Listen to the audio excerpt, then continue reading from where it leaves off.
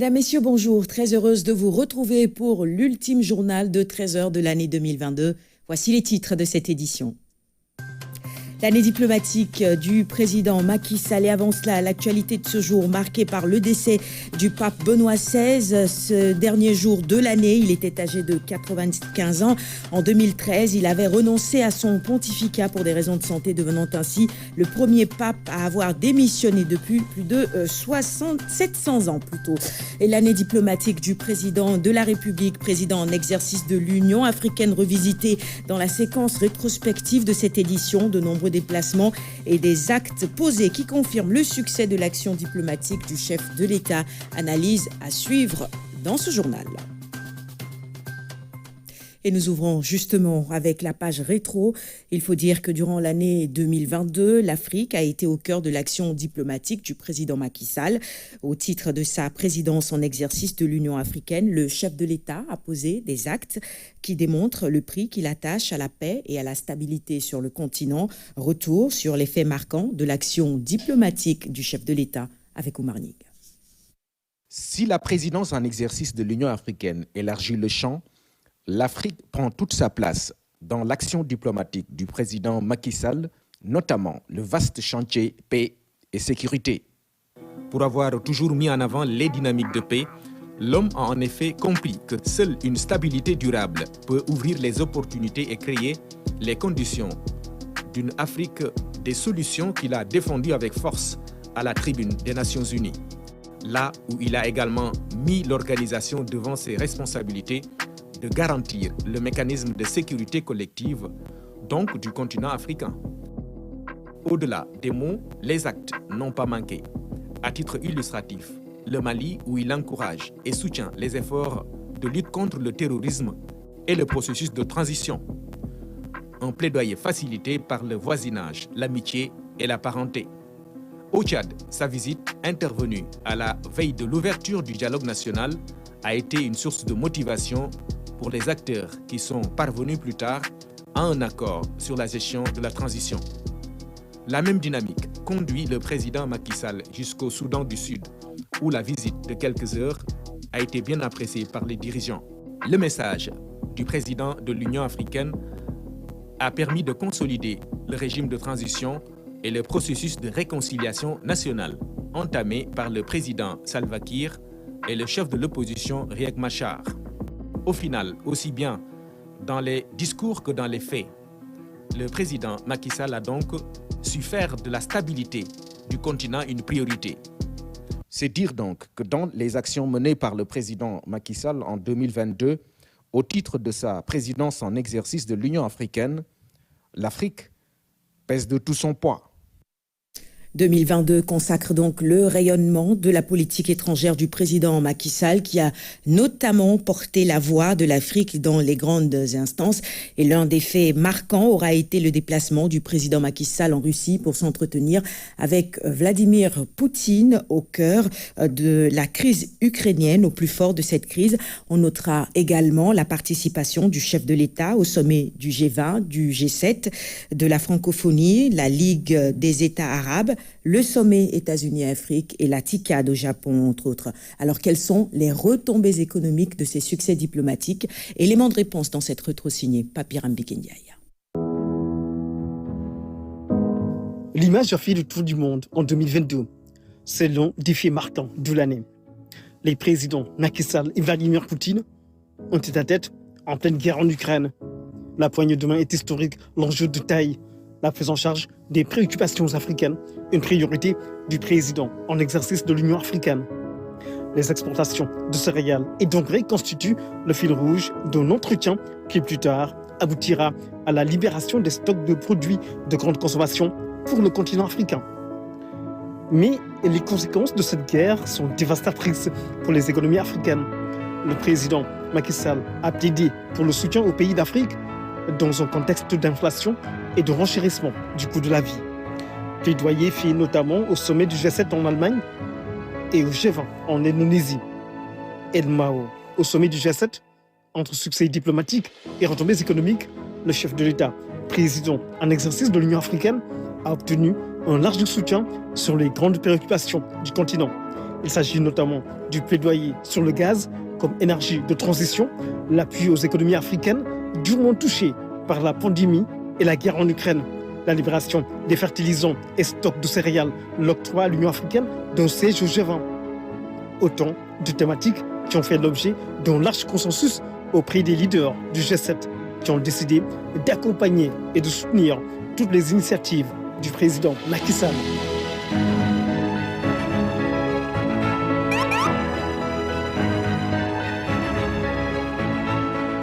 Il faut avoir le courage de bâtir un discours pour la paix. Ce sont les mots du président Macky Sall qui s'adressait ainsi aux leaders du G20 face à la guerre en Ukraine. Une guerre qui a provoqué une véritable crise économique dans le monde, notamment en Afrique.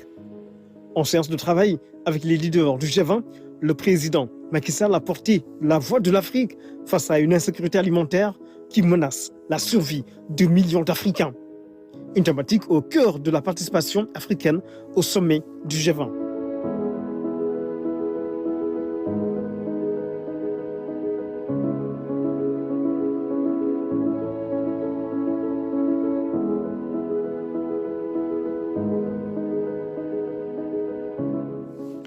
À Djerba, en Tunisie, le président Macky Sall a pris part au 18e sommet de la francophonie.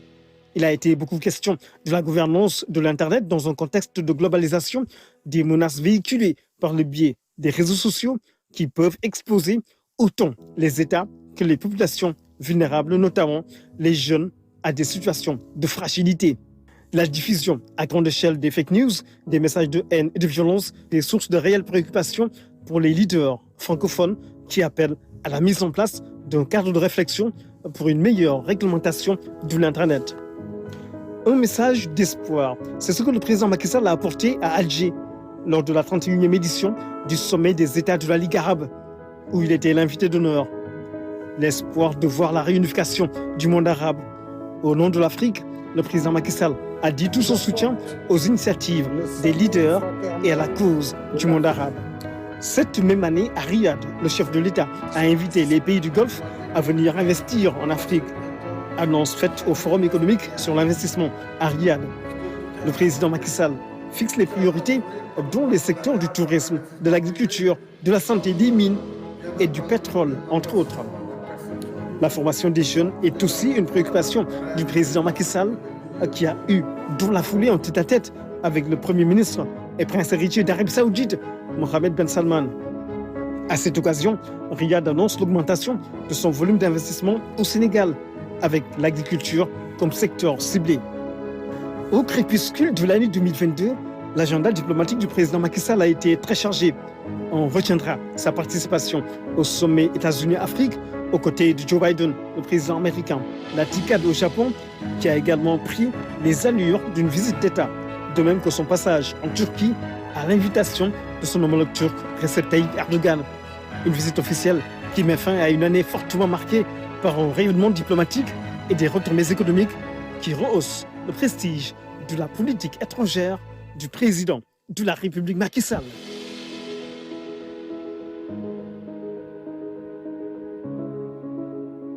Toujours au même chapitre, le président Macky Sall à la tête de l'Union africaine, je vous le disais, pour porter la voix et les préoccupations du continent. C'est plusieurs succès sur le plan international. Le bilan est positif en cette fin d'année, selon le professeur Ousmane Sène, enseignant-chercheur spécialiste des civilisations africaines. Il était l'invité du JT Rétro.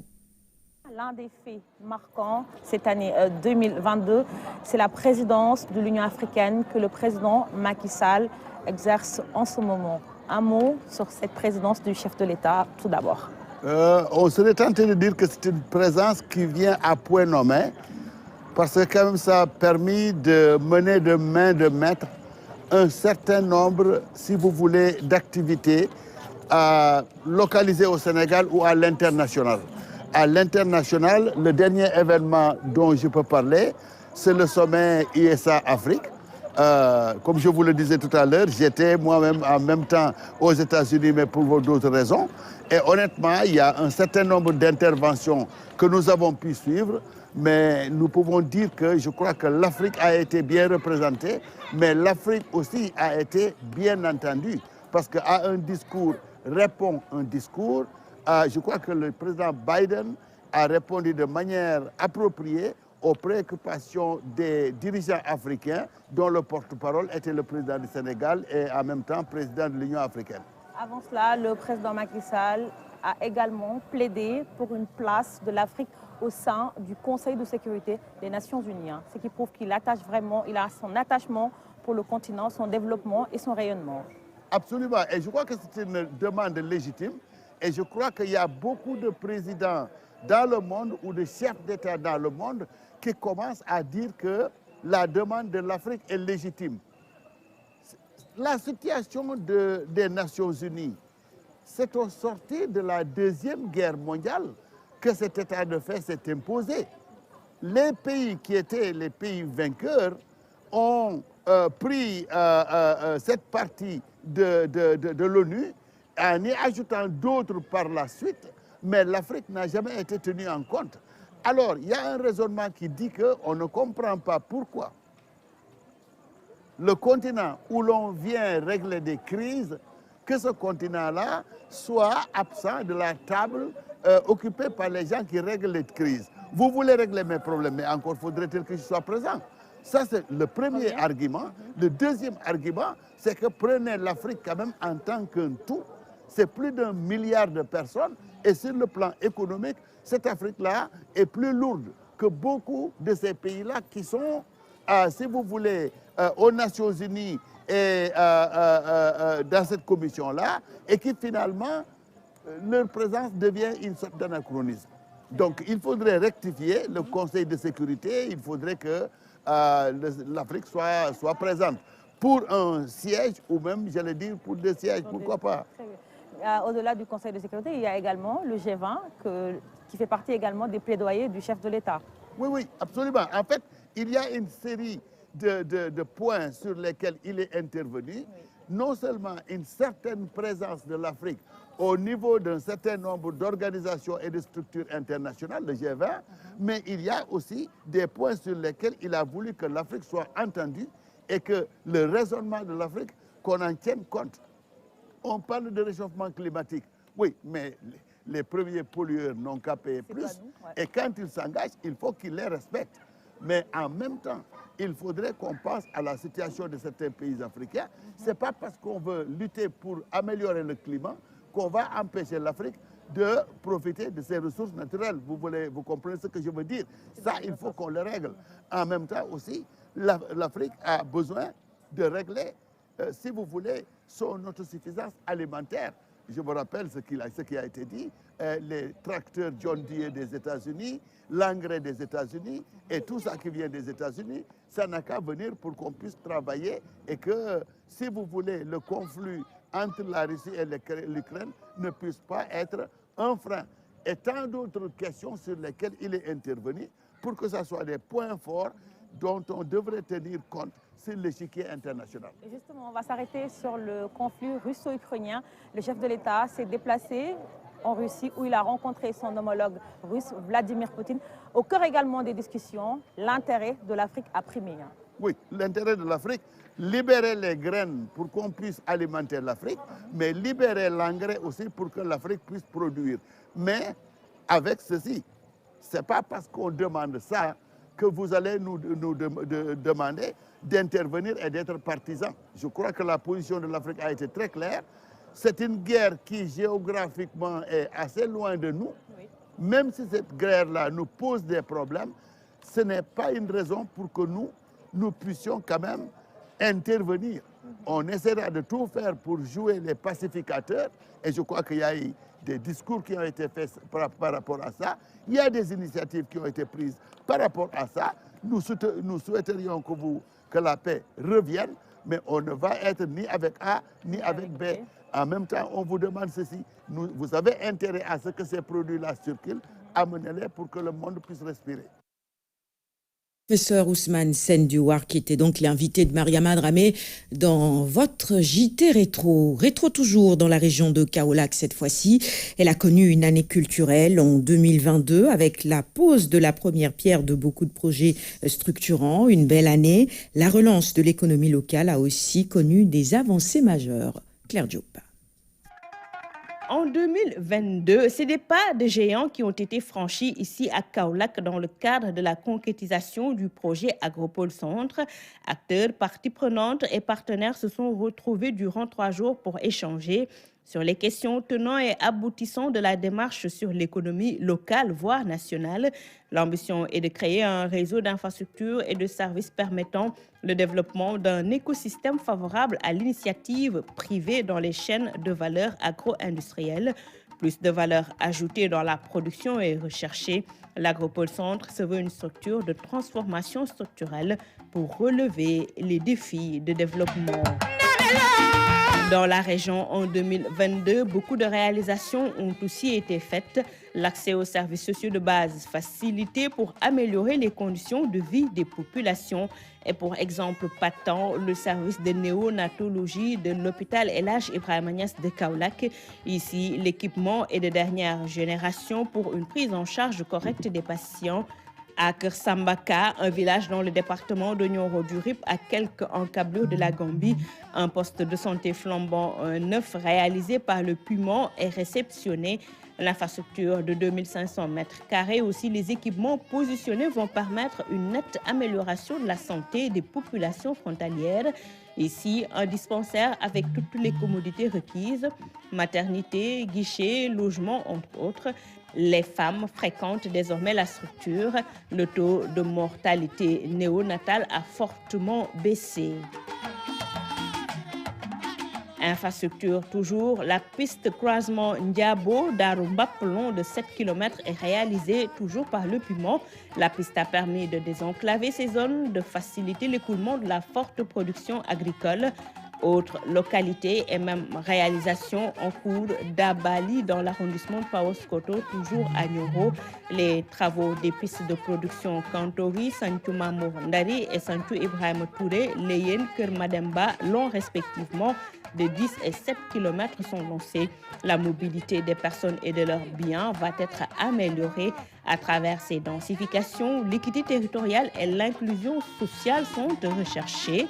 En 2022, à Kaolack, la culture a été à l'honneur. Le ministre de tutelle a procédé à la pose de la première pierre dans le RIP du mémorial Maba Diakhou Ba sur le théâtre des opérations, là où a eu lieu la célèbre bataille de Pathé Badiane. Il est prévu sur le site une stèle pour symboliser la dimension religieuse de l'homme. Une mosquée, des bourses et des subventions sont annoncées pour les chercheurs qui s'intéressent à la vie et à l'œuvre du Saint-Homme. Paoskoto, dans le Nioro-du-Rip, ici une partie importante de l'histoire du Sénégal s'y est déroulée. L'on raconte qu'un certain 30 novembre 1867, les troupes coloniales françaises avaient été battues par les forces musulmanes avec à sa tête l'Almami Maba Diakhou Ba. L'homme a marqué à jamais les esprits. Son histoire est à conserver, lui, un exemple pour la jeune génération en perte de repères. Claire Diop avec nos équipes à Kaolack. C'est le principal titre de l'actualité de ce 31 décembre 2022. Le pape Benoît XVI s'est éteint à Rome à l'âge de 95 ans ce samedi, élu le 19 avril 2005. Après le décès du pape Jean-Paul II, il avait renoncé à son pontificat pour des raisons de santé en février 2013. Une renonciation historique pour le prédécesseur du pape François depuis le XVe siècle et la démission de Grégoire XII. Le monde catholique perd un pape émérite, Sedina Lunfal. Joseph Ratzinger, de son vrai nom, est né en Allemagne en 1927. Pape de 2005 jusqu'à sa démission en 2013, Benoît XVI est décédé ce samedi à l'âge de 95 ans. Il restera dans l'histoire de la papauté comme l'un des pontifes les plus audacieux de l'époque contemporaine. Son pontificat long de 8 années s'est achevé avec plusieurs réformes. Benoît XVI est le premier pape de l'histoire moderne à quitter volontairement sa charge. C'était en 2013. Ancien archevêque de Munich, Benoît XVI était théologien et intellectuel de haut rang. Mêlant philosophie et théologie, il a consacré les 3 encycliques publiées au cours de son pontificat à l'examen des notions d'amour, de charité et d'espérance. Le cardinal Ratzinger avait choisi alors le nom de Benoît XVI en hommage au pape Benoît XV, souverain pontife pendant la Première Guerre mondiale. On savait sa santé de plus en plus fragile. Elle s'était dégradée ces derniers jours. Sous surveillance médicale permanente dans sa résidence située au cœur des jardins du Vatican, le pape émérite vivait une retraite discrète. Le corps de Benoît XVI sera exposé à la basilique Saint-Pierre de Rome à partir de ce lundi 2 janvier, a annoncé le Vatican. Et suite au rappel à Dieu du pape émérite Benoît XVI, l'archevêque de Dakar s'est prononcé sur cette triste nouvelle. Il a loué les qualités religieuses d'un homme pieux au sens noble du terme. L'archevêque de Dakar a présenté ses condoléances à la communauté religieuse catholique. Nous écoutons Monseigneur Benjamin Ndiaye. Je viens d'apprendre le rappel à Dieu de sa sainteté, le pape émérite Benoît XVI. C'est vrai que ces derniers temps, les nouvelles qui nous étaient données n'étaient pas tellement favorables pour sa santé. Je voudrais, en m'inclinant devant sa mémoire, dire toute mon admiration pour cette grande personnalité que le Seigneur a donnée à l'Église. Grand théologien, collaborateur du pape Jean-Paul II, qui était son homme de confiance, en tant que théologien, lui qui auparavant avait d'ailleurs été un grand expert au Concile Vatican II et qui, à présent, tant de professorat de théologie, a consacré sa carrière ecclésiastique à la vie de l'Église à Rome. Nous saluons sa grandeur, son intelligence, et sa capacité aussi à communiquer de manière simple des idées qui peuvent paraître parfois difficiles. Je me souviens de l'avoir rencontré à une visite ad limina. J'étais encore évêque de Kaolack et il s'était intéressé à ce que je lui situe même le diocèse de Kaolack dans une carte du Sénégal. Ces documents de référence comme pape sont vraiment importants pour nous. Et ces jours-ci, je suis même en train de travailler un texte qu'il a produit en 2010 à la suite d'un synode qui avait eu lieu en 2008. Je m'incline donc devant sa mémoire. Je prie le Seigneur de l'accueillir dans son paradis comme un bon et fidèle serviteur pour tous les multiples services qu'il a rendus à l'Église. Il nous reste une grande postérité à travers ses écrits, mais aussi à travers un geste prophétique. Un pape qui a accepté de démissionner pour des raisons de santé et qui nous permet ainsi de savoir qu'il n'y a pas de fonction éternelle, c'est des fonctions qui nous sont données au service de l'Église et qu'il est donc bon de savoir partir quand les forces ne répondent plus. Je salue donc ce grand pape que le Seigneur nous a donné, qu'il soit maintenant un intercesseur pour nous auprès de Dieu et qu'il repose en paix. Je profite de l'occasion en cette fin d'année 2021-2022 pour souhaiter une bonne et heureuse année 2023 à tous les Sénégalais et à tous ceux qui vivent au Sénégal. Puissions-nous vraiment vivre en paix, dans l'entente, la cohésion et dans le respect mutuel. Même si nous ne partageons pas les mêmes idées, les mêmes projets de société, il devrait être possible de pouvoir en discuter paisiblement pour le bien de tous. Car ce qui doit être mis en avant, c'est le bien commun, c'est le bien de tout le monde. Et que tout le monde, en toute sincérité, en toute autonomie, mais aussi en toute vérité, soit respectueux de ce bien commun. Personne n'a le droit d'aliéner ce bien commun qui doit être au service de tous. Alors que 2023 nous offre l'occasion de nous mettre davantage les services aux uns des autres et que tout cela contribue à faire progresser l'entente dans notre pays, dans notre Sénégal qui nous est si cher. Bonne et heureuse année 2023 à vous tous. L'archevêque de Dakar qui s'exprimait sur la disparition du pape Benoît XVI et qui présentait évidemment ses vœux à tout le Sénégal également. Vous rappelez que le pape Benoît XVI nous quitte donc en ce jour de célébration du réveillon de la Saint-Sylvestre. Il était âgé de 95 ans. Parlons de toute autre chose. À présent, la marraine de l'édition 2022 du premier bébé de l'année, c'est Fatou Diané, ministre de la Femme, de la Famille et de la Protection des enfants. Ce bébé sera véritablement choyé. En attendant sa naissance, la marraine a élaboré tout un programme autour du bébé et de nombreuses actions également en faveur des enfants du pays tout entier. Fanta Badji. Le premier bébé de l'année 2023 a pour marraine une dame au très grand cœur, Fatou Diané, ministre de la Femme, de la Famille et de la Protection des enfants. Une militante de la cause de la petite enfance pour qui chaque naissance est une grâce, une bénédiction. C'est un grand honneur parce que justement en étant ministre de la Femme, de la Famille et de la Protection des enfants, être également la marraine du premier bébé de 2023, ça, c'est un grand honneur.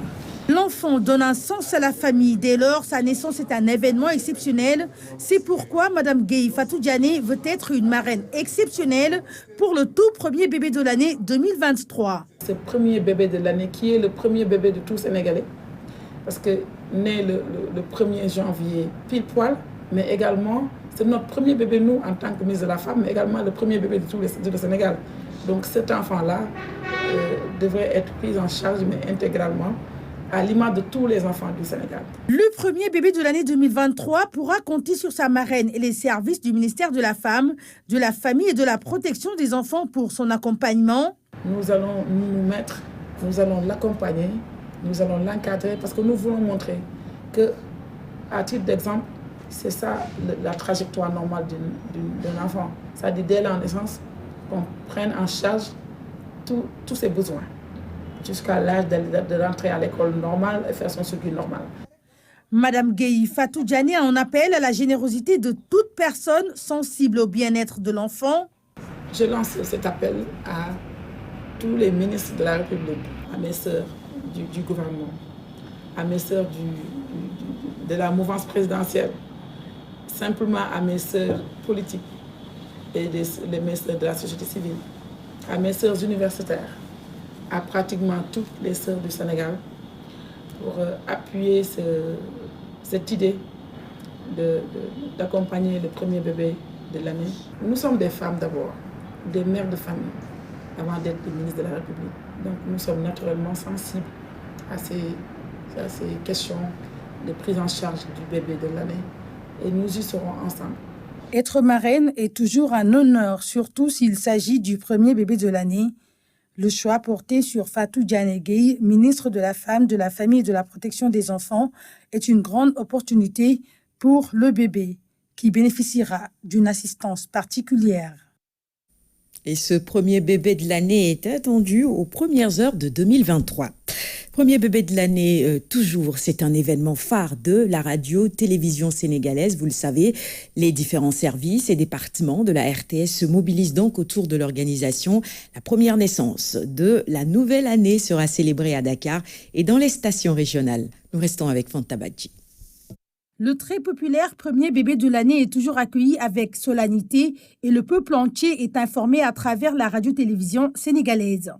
L'ensemble des directions se mobilisent pour l'occasion et c'est toute une organisation pour une totale réussite de l'événement. Au mois de novembre, chaque année, le comité se réunit et on essaye de voir la marraine ou bien le parrain que nous devons prendre. Une fois qu'on est accordé là-dessus, on a toujours un courrier qu'on adresse à la direction générale qui va valider. C'est au moins une action que la direction générale fait à l'encontre de ses téléspectateurs, à l'encontre de ses auditeurs. Et ce bébé de l'année-là a un terme plus ou moins social. Parce que l'expérience a montré que, généralement, ce n'est pas des choix qui sont faits au hasard, mais que c'est le bon Dieu qui choisit à chaque moment. Et je pense que depuis des années que nous le faisons, on n'a jamais eu de feedback négatif. Chaque département joue un rôle clé dans les préparatifs. À la veille du jour tant attendu, l'heure est au dernier réglage. Le directeur général a élargi le bébé de l'année dans les régions, y compris la radio. Les régions qui ont des télés, Matam, Ziguinchor et Tamba, organisent d'habitude le premier bébé de l'année comme Dakar, parce que nous avons des partenaires qui sont dans les régions et qui s'associent à la RTS pour la bonne marche du premier bébé de l'année. Il y a les partenaires, les commerçants, les entreprises et même les moudou-moudou qui viennent de l'extérieur participent dans les stations régionales. D'habitude, les cadeaux et autres dons pour le bébé sont réceptionnés à partir du 20 décembre. Ils sont de diverses natures, destinés au bébé, mais aussi aux parents. On a l'habitude de faire, c'est de quand même faire la prospection des partenaires.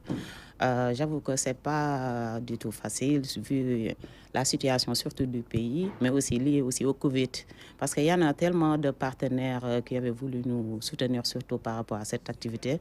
Mais cette année, bon, on dit alhamdoulilah, parce qu'il y a de nouveaux partenaires, de nouveaux produits destinés surtout aux bébés, mais aussi aux parents du bébé, qui nous ont donné de très jolis boubous destinés aux parents, mais aussi il y a des gammes de bébés, comme les couches et autres. Même des tenues destinées aussi aux parents du bébé, mais aussi pour le baptême, parce que les partenaires sont assez ouverts. Ils nous accompagnent, bon, comme on dit. L'événement du premier bébé de l'année, c'est plus de 20 ans de célébration à la radio-télévision sénégalaise. Sa réussite a fait des émules à travers le pays, notamment dans les autres chaînes de télévision qui célèbrent à leur tour la première naissance de la nouvelle année. Et nous prenons la direction du CICES à la FIDAC. On note une forte affluence au stand de la police nationale. Chaque jour, les plus grands viennent dans le but de renouveler leurs pièces d'identité ou passeport. D'autres, comme les écoliers, plus curieux pour découvrir le rôle et la place de la police dans la sécurité des personnes et des biens. Ramatadem. Longue file d'attente, ce qui montre l'intérêt que les citoyens portent au travail de la police nationale à la FIDAC. Ils sont venus renouveler leurs pièces d'identité nationale et leur passeport. C'est parce que quand je commencé, je me disais que son mag bi daf mako wax. Ma ñew diko outé comme moy gëna gaaw. Quand mon frère me l'a annoncé, je suis venu aussitôt. C'est plus rapide et comme je suis pressé de l'obtenir, j'ai pas hésité.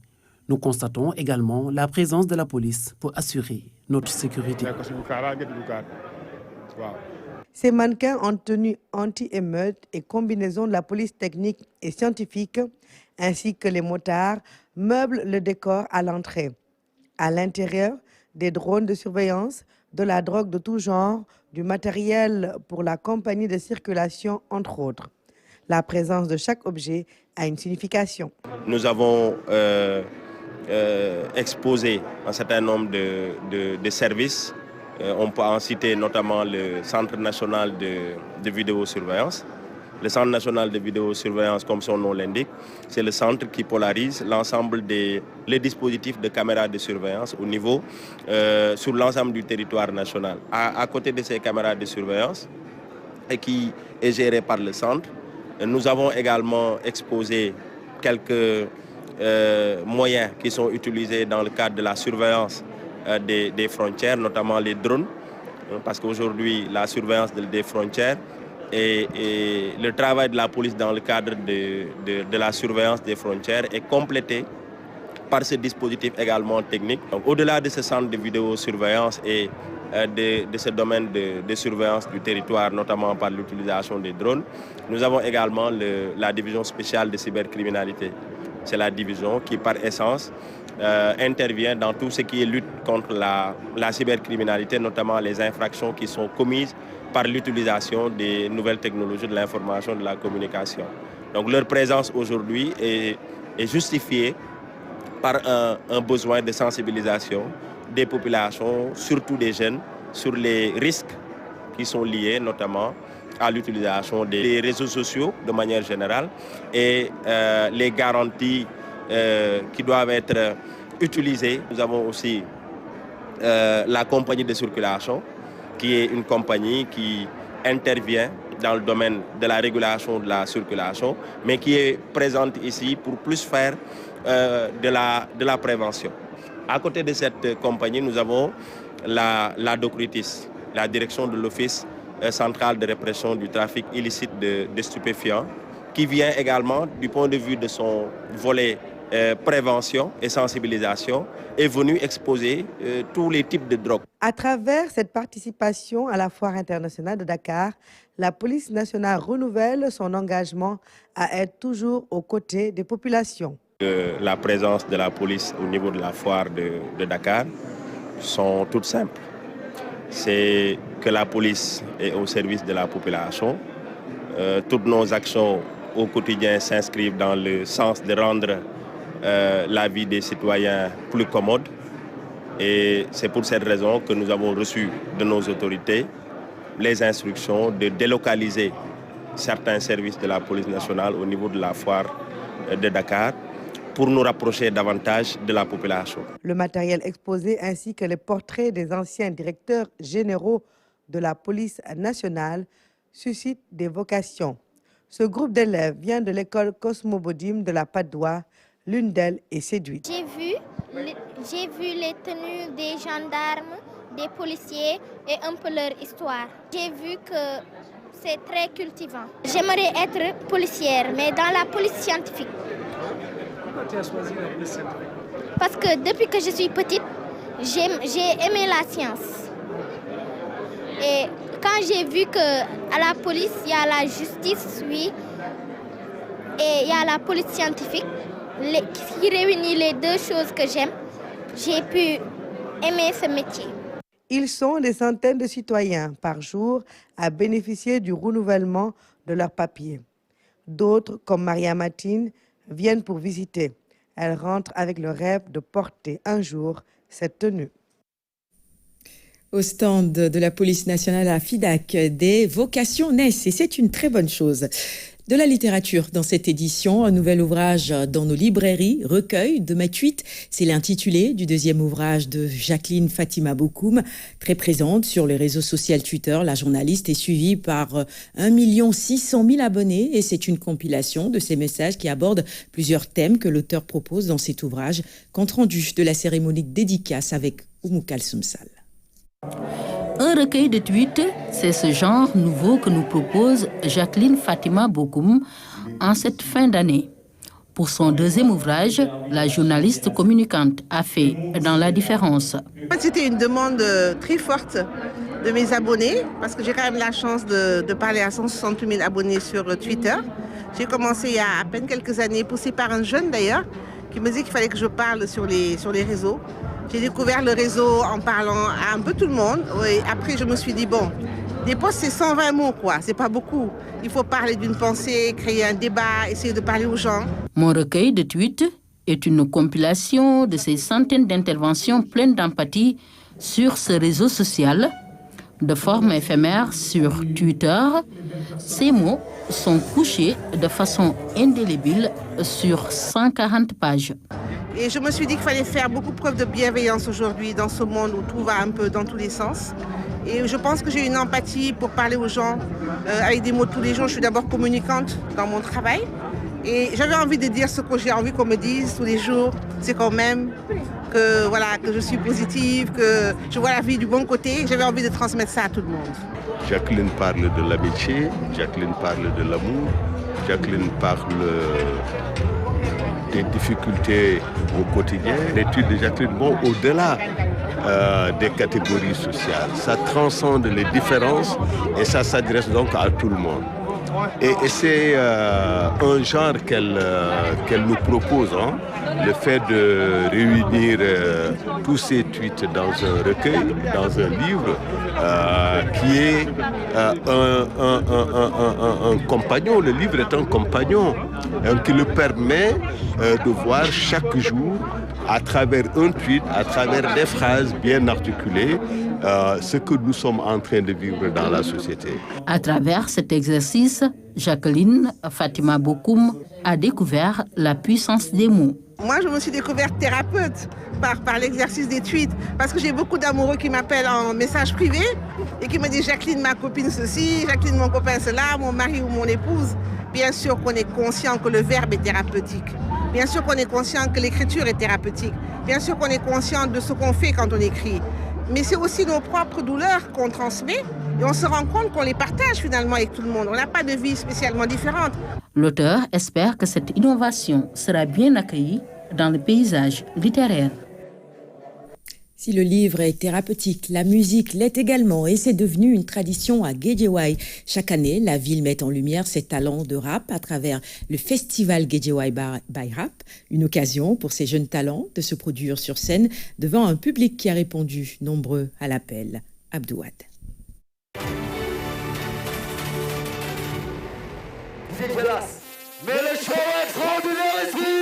Pour cette 9e édition, le festival Guédiawaye by Rap a choisi l'esplanade de la mairie de Wakhinane Nimzatt pour faire exprimer ses talents du hip-hop. La première fois qu'on a organisé ce festival, c'était au sein du centre Guédiawaye Hip-Hop. Ça débordait.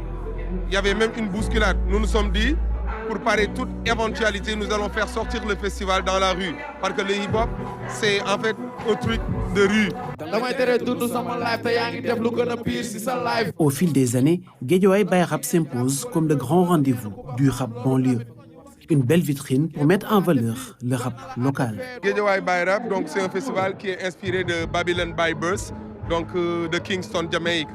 Donc dans un premier temps, ça promeut la ville de Guédiawaye dans toutes ses dimensions, mais sur le plan artistique aussi, ça promeut en fait le hip-hop local. Donc ça promeut le hip-hop local, le hip-hop régional et sous-régional. Plusieurs artistes du mouvement hip-hop se sont succédés sur scène avec la fierté de participer à cette fête du rap devant un public venu en masse. Tous ces gens qui représentent ce hip-hop underground, qui revendiquent en fait la rue, qui a un contenu en fait politique et une dimension écologique, environnementale, c'est ça en fait que nous promotons ce soir. On a un gros son, une grosse scène, une très grande scène. On a beaucoup d'artistes et on a le top à Guédiawaye. Et ça, on ne l'avait jamais vu ici à Guédiawaye en banlieue. C'est quelque chose de rare. Guédiawaye est reconnu comme un grenier de talent hip-hop.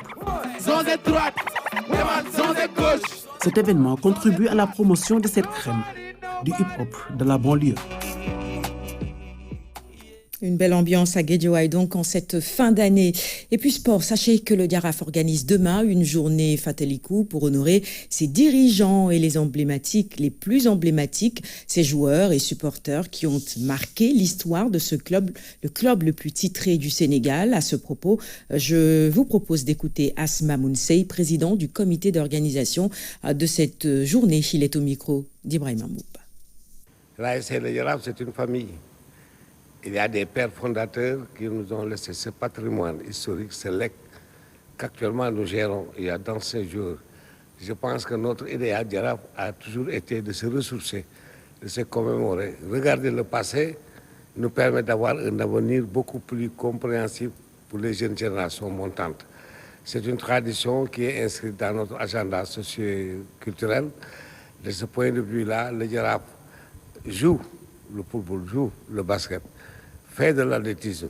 Mais en dehors de tout ça, l'idéal, c'est éduquer, former et insérer. Pour cela, il y a des anciens dirigeants, des anciens footballeurs, des anciens supporters, des hommes et des femmes qui nous ont accompagnés, qui ont tracé cet itinéraire sur lequel nous sommes ensemble. Il est bon, de temps en temps, chaque année, qu'on les retrouve, qu'on se ressource, qui nous rappellent le passé, pour que notre avenir soit beaucoup plus radieux. Il est normal et compréhensible que les générations qui n'ont plus le temps, peut-être, mais qui ont fait les Louis Camara, les doyens Alioune Diaw, les Yatma Diop, les Mbaye Fall, les 4 générations que nous avons dans ce football, les Léopold, les Mbaye Mbeng, jusqu'à la famille des feux Lamine Sarr, les feux Mohamed Mendy, etc. Actuellement, il y a les Moussa Bagane et consorts. Si tu passes par la génération, il y a la famille de Lamine Diak, la famille d'Abdoulaye Fofana, d'Ibrahim Ba Zende, etc., de tout ce beau monde-là, ça nous appartient. Nous devons leur donner notre âme pour qu'ils nous remettent en selle. C'est comme le coursier, il faut de temps en temps qu'il soit remis en selle pour être le club conquérant, mobilisateur et performant. Sport toujours en plus bref, le quintuple Ballon d'Or Cristiano Ronaldo a signé hier un contrat avec le club saoudien d'Al Nassr jusqu'en 2025. Le Portugais touchera un salaire annuel de 200 millions d'euros, plus de 130 milliards de francs CFA, ce qui fait de lui le footballeur le plus payé au monde à 37 ans. Cristiano Ronaldo est sur la dernière ligne droite d'une très riche carrière. Et pour boucler définitivement la page rétro, rappelle la mémoire de ceux-là qui nous ont quittés en 2022, des hommes et des femmes qui auront marqué leur domaine d'activité. La rédaction du journal télévisé se souvient à travers cette vidéo. Hommage aux disparus. Regardez.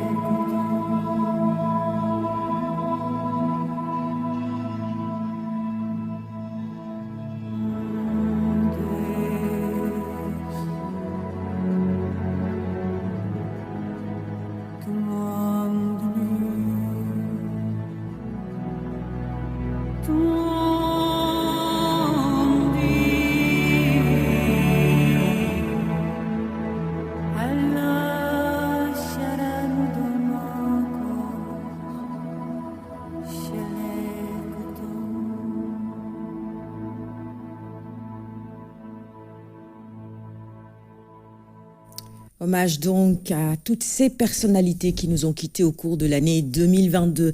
À suivre sur nos antennes en direct ce soir, le discours à la nation du chef de l'État. L'édition du 20h vous sera présentée par Anne-Marie Gomis. Mais dans un instant, vous retrouverez Mama Moussagnan pour le Wolof. Je vous souhaite à toutes et à tous une belle année 2023. Santé, paix et prospérité. Merci et à demain.